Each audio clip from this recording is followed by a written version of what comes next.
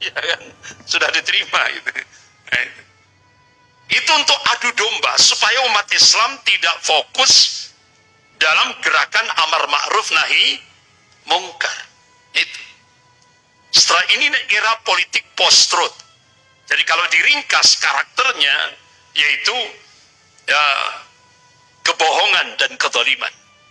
Makanya ulama-ulama menyebut Indonesia sekarang darurat kebohongan dan kezaliman.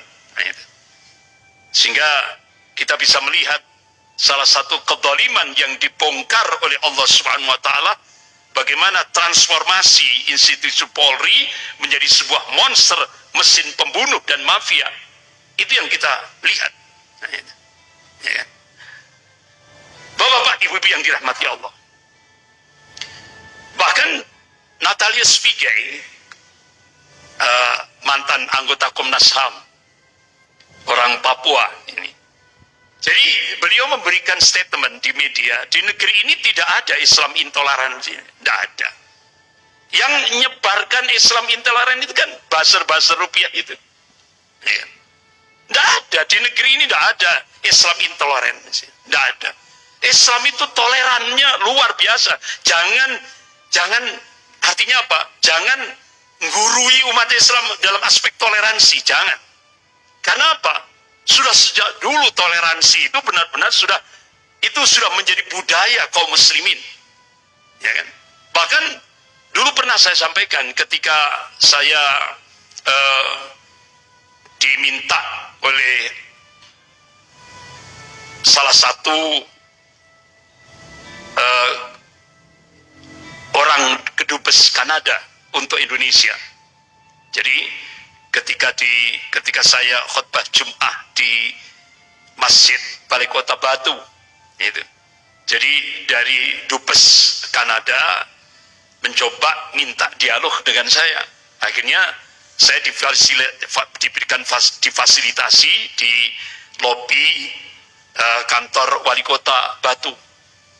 Jadi beliau menyampaikan menyampaikan bahwa beliau pernah ditugaskan oleh negara Kanada di Filipina. Nah, beliau sempat benar-benar kaget. Filipina itu mayoritas Katolik. Tapi kenapa umat Islam di kawasan Filipina Selatan itu terus diburu?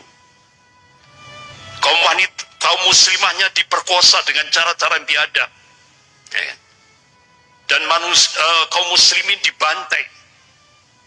Bahkan disupport oleh Amerika dengan menerjunkan 3.000 marinir Amerika untuk membantu tentara-tentara Filipina untuk melakukan genosid, pemusnahan massal kaum muslimin yang ada di Filipina Selatan, kawasan Mindanao. Beliau sempat itu jadi kaget, kenapa ini bisa terjadi? Padahal di sana mayoritas Katolik. Ya. Kemudian dipindah ke Thailand. Ya. Dan ternyata di Thailand, di sana kan mayoritas Buddha. Beliau kaget juga, mayoritas Buddha. Tapi umat Islam di kawasan Thailand Selatan benar-benar diperlakukan seperti di Filipina. Nah itu.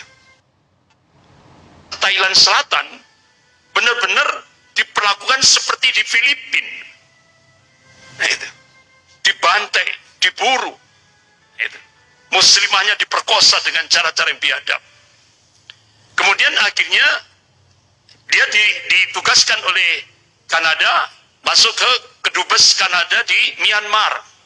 Ini lebih dahsyat lagi, ya kan? Lebih ngeri lagi. Padahal di sana mayoritas Buddha. Di sana tempat ada tokoh yang mendapatkan hadiah Nobel perdamaian, Aung San Suu Kyi, ya kan? Aung San Suu Kyi itu benar-benar dia melihat sendiri bagaimana kaum muslimin itu diberikan opsi mati di laut atau mati di darat. Opsinya seperti itu. Sehingga akhirnya kaum muslimin Myanmar yang seringkali kita sebut dengan Rohingya itu memilih mati di laut.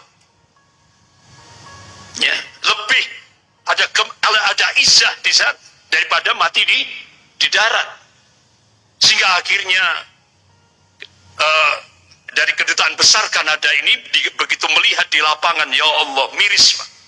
Ngeri sekali. Itu anak-anak muslim itu di jalan-jalan ditebasi seperti motong kambing. Bahkan kaum muslimin itu dikejar-kejar, kemudian dibakar hidup-hidup. Itu di jalan-jalan di Myanmar. Kaum wanitanya diperkosa dengan cara-cara yang biadab. Itu videonya ngeri kalau kita lihat videonya itu, ya kan?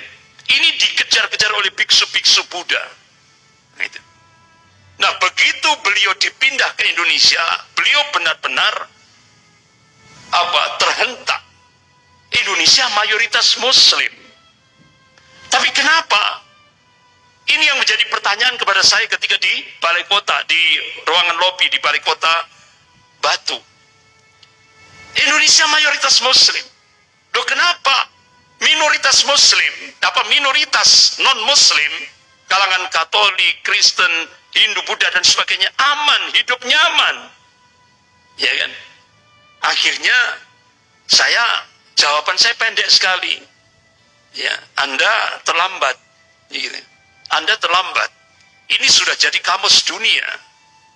Ya, ini sudah jadi kamus dunia. Di mana-mana kalau ada sebuah negara umat Islam minoritas, nasibnya tragis. Seperti yang Anda sampaikan tadi, di Filipina, di Thailand, di Myanmar. Tapi kalau ada sebuah negara di situ mayoritas Muslim, pasti umat non-Muslim akan aman, tenang. Kenapa? Islam itu rahmatan lil alamin. Nah, itu. Jadi jangan ngajari umat Islam toleransi, jangan. Karena itu sudah jadi budaya toleransi. Nah, itu. Jadi aneh kalau di Indonesia ada disebut Islam toleran, itu intoleran, itu benar-benar menyakitkan umat Islam di Indonesia. Karena seluruh dunia ini yang paling toleran ada di Indonesia. Ini. Jadi di seluruh dunia ini. Kemudian balik ke Natalis Piquet. Tapi akhirnya karena memang waktunya sudah mau khutbah Jum'ah, akhirnya saya hentikan dan batin saya mudah-mudahan dia dapat, karena dia bengong, Pak, melihat itu. Akhirnya mudah-mudahan dapat hidayah, dia masuk Islam mudah-mudahan. Ini dari kedutaan Kanada untuk Indonesia. Jadi alhamdulillah pernah saya diundang oleh beliau untuk ini menyampaikan masalah-masalah tentang intoleransi ini. Kembali ke pernyataan Natalis Piquet. Tidak ada Islam radikal, tidak ada. Ya, tidak ada Islam radikal. Tidak ada Islam teroris, kata beliau. Yang ada itu cara pandang pemimpin atau pemerintah yang mengintoleransi dan radikal. Itu. Jadi ini istilah orang Jawa, mak jelep ini, Pak. Ya kan? Jadi dibalik gitu. Ya. Nah, itu.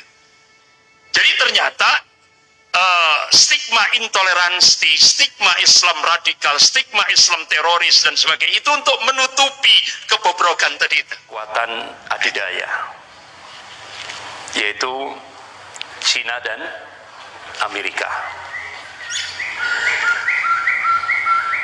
Analisis Pak Profesor Amin Rais menganalisis sudah viral di media sosial. Beliau yang penting sudah menyampaikan tentang bahaya imperialisme Cina. Tidak hanya Pak Amin Rais, bahkan Jepang itu sudah memberikan warning kepada Indonesia.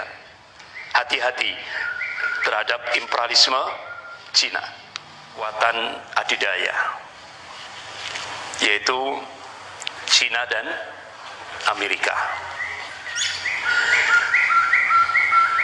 Analisis Pak Profesor Amin Rais menganalisis sudah viral di media sosial. Beliau yang penting sudah menyampaikan tentang bahaya imperialisme Cina. Tidak hanya Pak Amin Rais, bahkan Jepang itu sudah memberikan warning kepada Indonesia. Hati-hati terhadap imperialisme Cina.